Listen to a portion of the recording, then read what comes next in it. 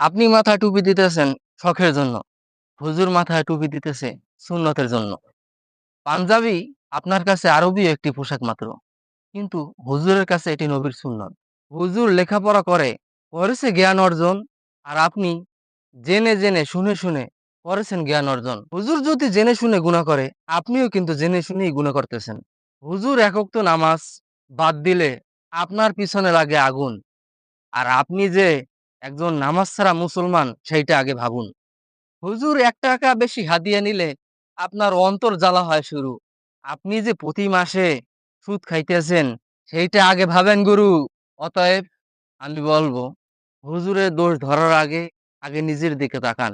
আপনার উপর যেটা ফরজ, হুজুরের উপর কিন্তু একইভাবে ফরজ। আপনি জেনে শুনে ভুল করেন, হুজুরও ঠিক জেনে শুনে ভুল করতেছে। আপনার উপর যেটা হারাম, হুজুরের উপরই সেটা হারাম। তাই ২ জনের পাপই সমান। সুতরাং নিজে না করে হুজুরের উপর দোষ কেন চাপান?